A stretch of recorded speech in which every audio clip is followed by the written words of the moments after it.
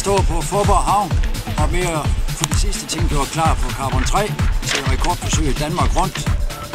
Vi starter ud i lidt let vejr mod Bornholm, hvor vi kan reelt sejle ud på 10 timer, men det kommer nok til at tage en 13-14 stykker, 15 stykker.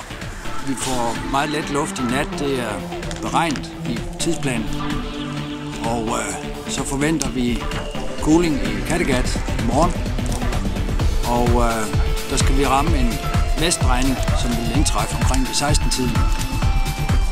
Det vil sige, der får vi en lille smule modvind op mod Hirsholmene, og så får vi rotatur ned langs med den jyske østkyst, og vi forventer at være rundt på under 50 timer.